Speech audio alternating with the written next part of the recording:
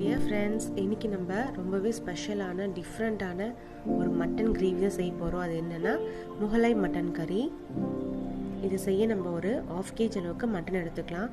அதோட 1 டேபிள்ஸ்பூன் அளவுக்கு இஞ்சி பூண்டு paste, 1 tablespoon red chilli powder, 1/4 teaspoon turmeric, 1/2 teaspoon coriander powder, 1/2 teaspoon cumin seed powder add பண்ணிக்கலாம்.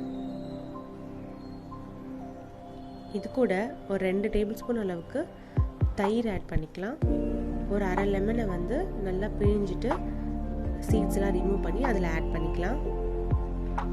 இது கூட ஒரு 10 பாதாம் 8 முந்திரியை ஊற வச்சுட்டு நான் அதை பேஸ்ட்டை அரைச்சி ஆட் பண்ணிட்டேன். பாதாம் ஊற வச்சுட்டு அதோட ஸ்கின்னை நம்ம பீல் பண்ணி எடுத்துடலாம். இது நம்ம கிரேவிக்கு நல்லா திக்னஸ் கொடுக்கும். இது எல்லாத்தையும் சேர்த்து நம்ம நல்லா இப்போ மிக்ஸ் பண்ணிக்கலாம்.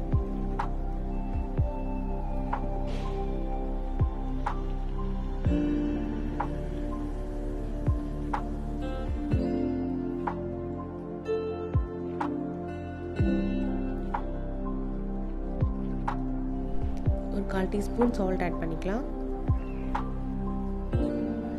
எல்லாத்தையும் மிக்ஸ் பண்ணிவிட்டு நம்ம இதை ஒரு 4 hours மேரினேட் பண்ணிக்கலாம். கொஞ்சம் சீக்கிரமாக செய்யணும்னா நம்ம 1/2 hour இதை ஃப்ரிட்ஜில் வச்சு எடுத்து நம்ம டேரெக்டாக செஞ்சுக்கலாம்.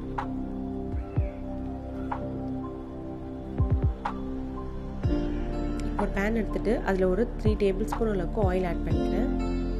அதோட 2 ஆனியனை நல்ல மெல்லிஸாக கட் பண்ணி அதில் ஆட் பண்ணிக்கிறேன்.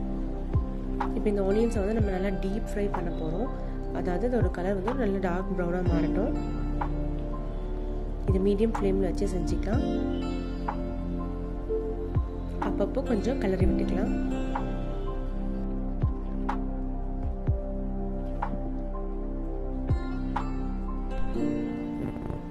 இந்த ஃப்ரை பண்ணுற ஆனியன்ஸை நம்ம நல்லா ஆற வச்சுட்டு கிரைண்டரில் போட்டு நல்லா பவுடராகவோ இல்லை பேஸ்ட்டாகவோ நமக்கு எப்படி ஈஸியாக வருதோ அந்த மாதிரி நம்ம அரைச்சி வச்சுக்கலாம். இந்த கலர் ஆனதும் நம்ம ஸ்டவ் ஆஃப் பண்ணிடலாம். இப்போ அதே பேனில் நான் ஒரு டேபிள்ஸ்பூன் அளவுக்கு நெய் ஆட் பண்ணிக்கிறேன். அதோட நம்மக்கிட்ட இருக்க ஸ்பைசஸ் பட்டை, லவங்கம், மராட்டி மொக்கு, ஏலக்காய் இந்த மாதிரி இருக்க ஸ்பைசஸ் எல்லாம் நம்ம அதில் ஆட் பண்ணிக்கலாம்.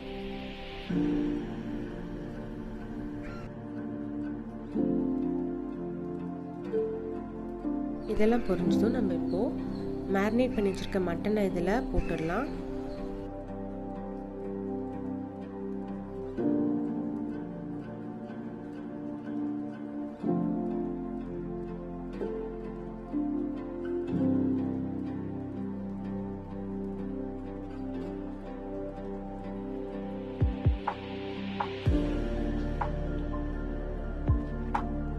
இப்போ ஃப்ரை பண்ணி பவுடர் பண்ணி வச்சுருக்க ஆனியன்ஸை நான் அதில் ஆட் பண்ணிட்டேன்.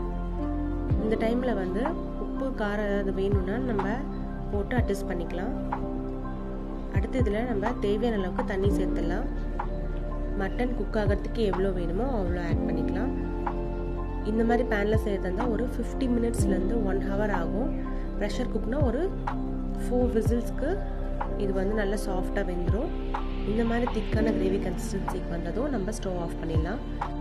இது சப்பாத்தி, பூரி, நான்க்கு அப்புறம் ரைஸ்க்கு கூட ரொம்ப நல்லாயிருக்கும். ட்ரை பண்ணி பாருங்கள். இந்த வீடியோ உங்களுக்கு பிடிச்சிருந்தா லைக் பண்ணுங்கள், ஷேர் பண்ணுங்கள், சென்ஷன் சேனலை சப்ஸ்கிரைப் பண்ணுங்கள். தேங்க்யூ.